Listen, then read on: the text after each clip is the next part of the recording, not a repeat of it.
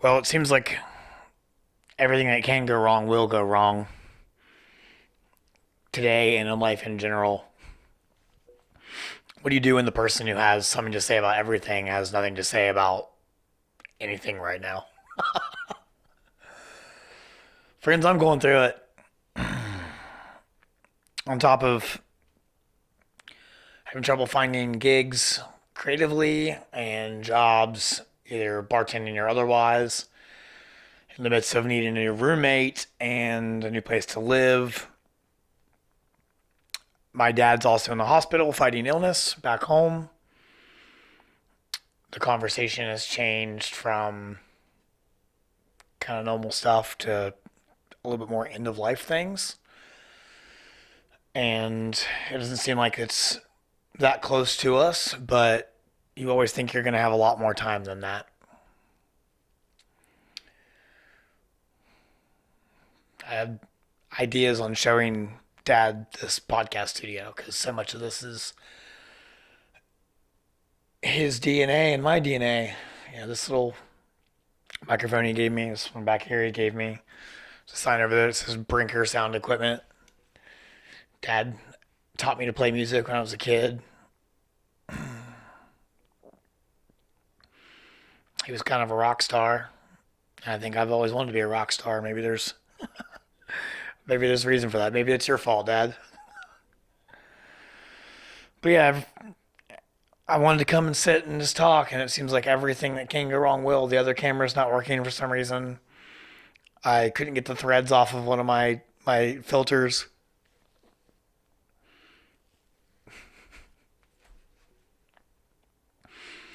It's so funny.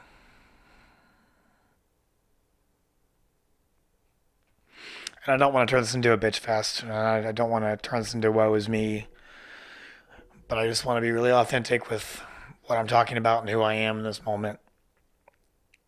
Because that's all I got. It's all I've got. It's a stupid little brain, a stupid little eyes, and a stupid perspective on life.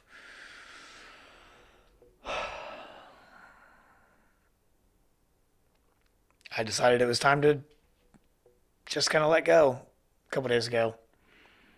Let go of any plan I thought I had for my life in any direction I wanted to go or anything I thought was going to happen and just let it be.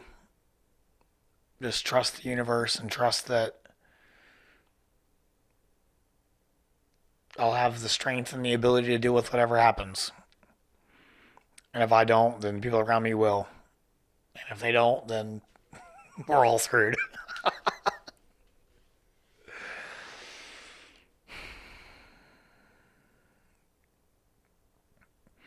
finding myself really grateful for so many people to have the space to be able to come and sit and talk, this equipment and the know-how to be able to do this, to even have this. Something not a lot of people have. And I don't really know what to say or do or how to use this platform that I've got. Though be it small, it's still there.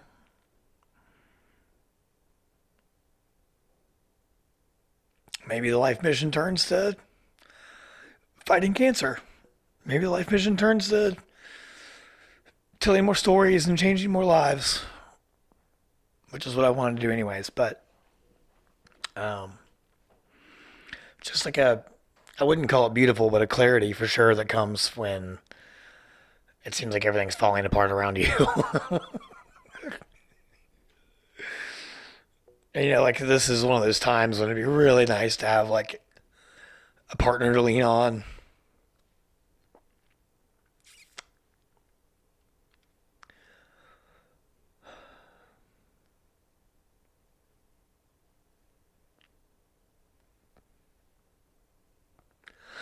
And I found myself leaning on my friends.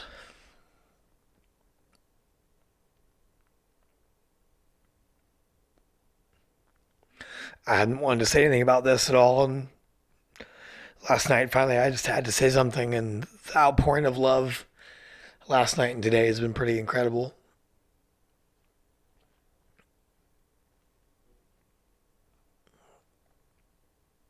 And I try to always ask myself, like, what is this teaching me and what am I learning? And I don't know. Surprise, surprise. I have no clue. Isn't that crazy? I don't know what this is teaching me. And I don't know what I'm learning.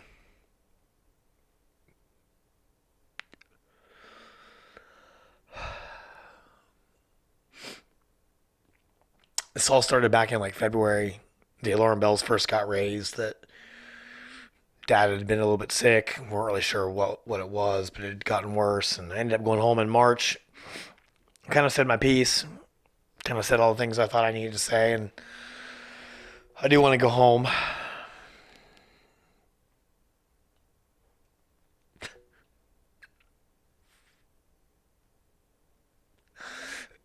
I randomly ended up at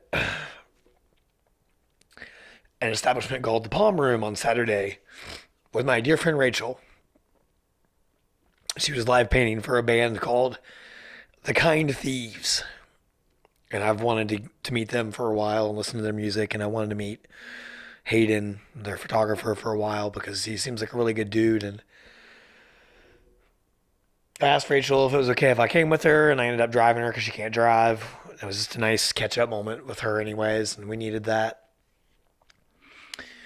And we decided to kind of slow play the camera thing and didn't want to walk in with cameras and step on Hayden's toes or anybody's toes, so brought everything with me, got the cameras in the car, walked in with Rachel, and it was so cool. Hayden spotted me like immediately and made a beeline right at me, and I was like, in a good way. And I was like, cool. And he was like, dude, Brinker, I'm so glad you're here. Did you bring your cameras? I was like, yeah, dude, I did actually.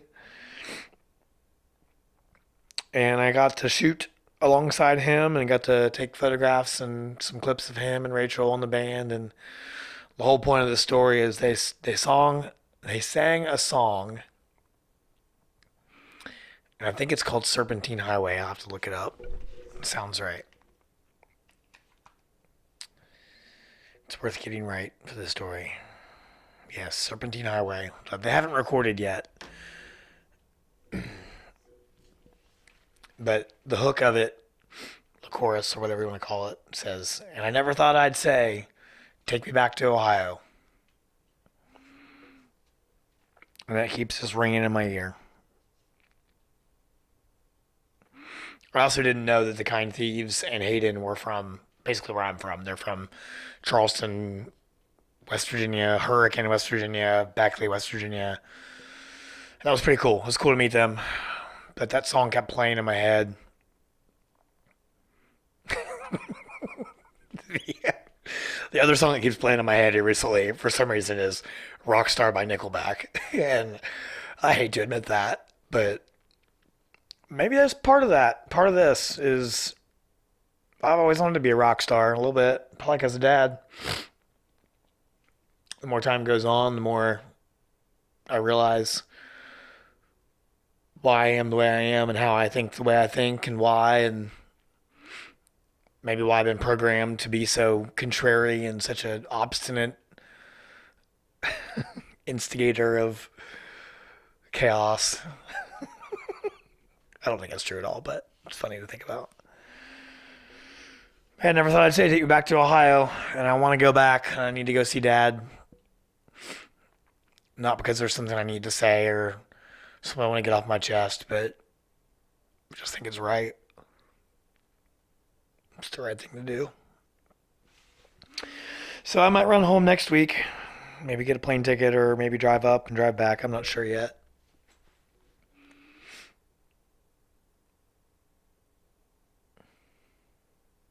You always think you have more time. You're 73. 73 summers.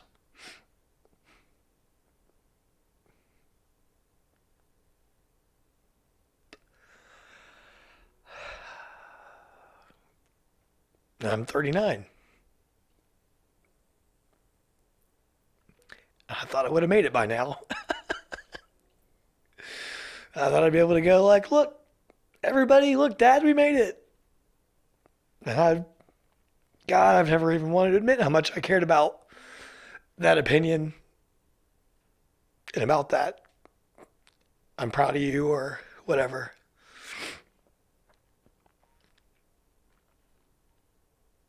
When I moved here 5 years ago, I was leaving Gallipolis, my hometown. I've been staying with my parents in between things, trying to figure stuff out. And I was leaving April 30th of 2021 to drive here. And Dad said, come out to the garage before you leave. And I was like, I don't want to go to the garage. But I did.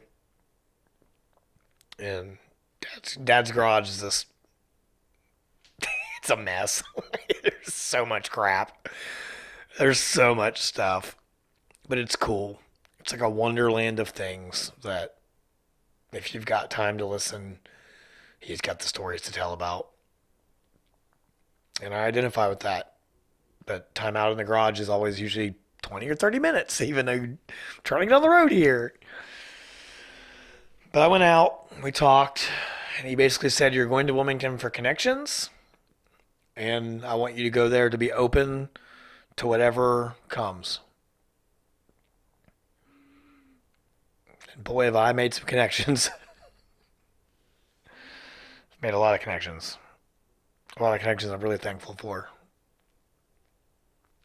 I'm really blessed to know the people that I know and to even have this opportunity to sit here in this room and just talk about what I'm thinking or what I'm feeling or what's going through my brain.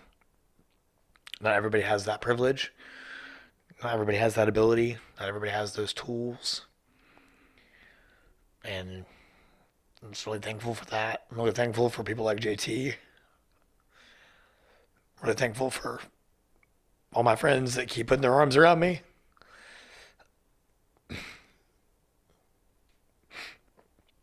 Physically and metaphorically.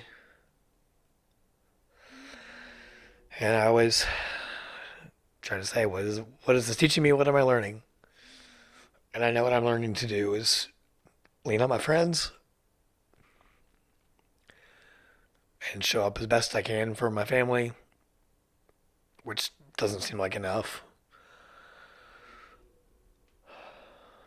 But there's no playbook for this. There's no playbook for how you're going to feel,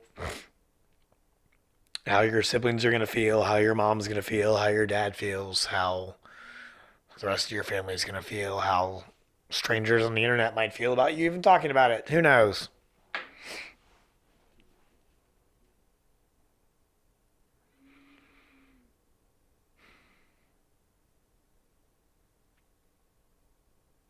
But I want to acknowledge how I'm feeling in this moment.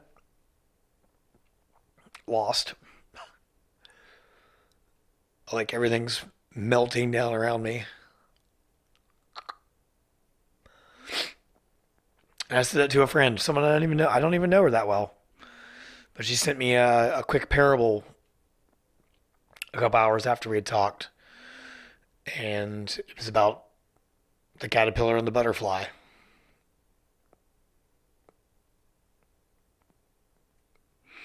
And I sent her a picture back of the butterflies on my leg, the phoenix on my arm. And I guess the thing I want to remind myself of in this moment, and you who might or may never watch this, is that the caterpillar feels like it's the end. So does the phoenix. But the butterfly blossoms, and so does the phoenix, rising from the ashes and breaking free from the cocoon.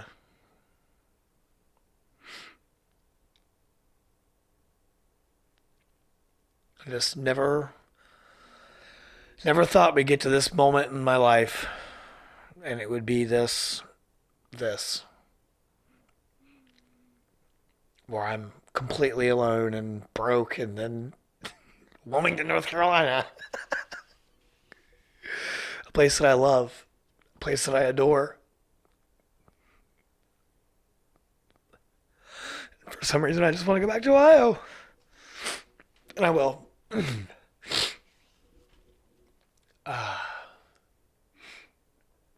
I will. But not permanently. Never permanently. I never want to be back in Ohio permanently.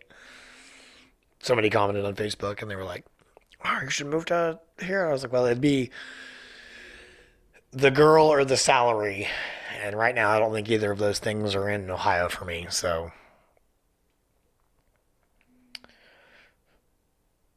but yeah. I want to acknowledge in this moment in time that I feel completely lost and that I have no clue what's going to happen in the next weeks, months, or years. And I've kind of given up the idea of any type of control of that.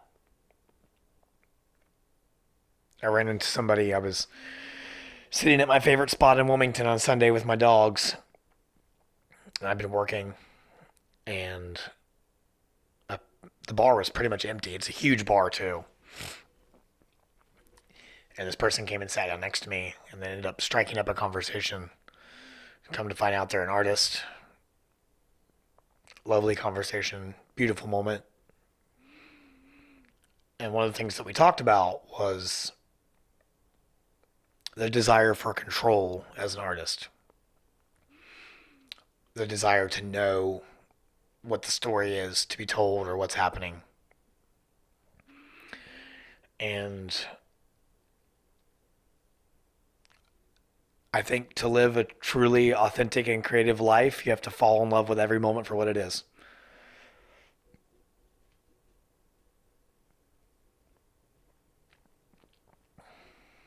This moment sucks. This moment sucks. This sucks. Feeling like there's nothing you can say or do. And not even knowing what to say or do. But here we are. Loving, laughing, being kind, being thoughtful, being everything that I said I wanted to be many, many years ago.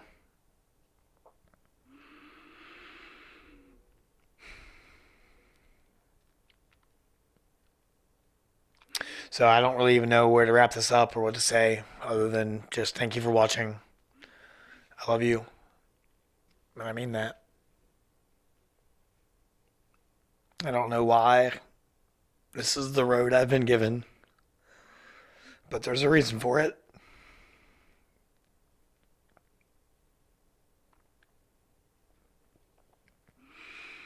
There's a reason for it, and I have to be open to all the possibilities of why, of what I can learn and what I'm being taught and what I can share and how I can be helpful to other people, whether that be friends, family, clients, partners, whatever it may be. But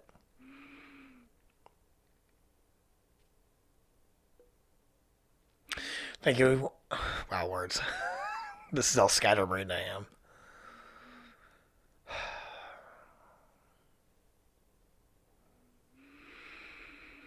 Thank you all so much for watching. My name is Matthew Brinker.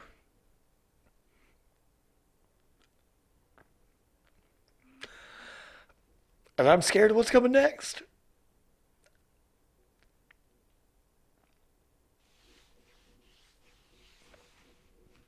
But what I do know is there is a community around me to pick me up.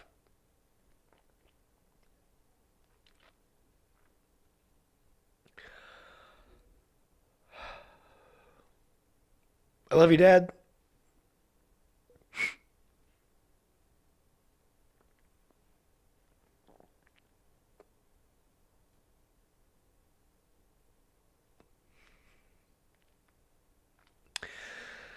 Old man keeps playing in my head right now. Old man, take a look at my life. I'm a lot like you. And I'm grateful for that.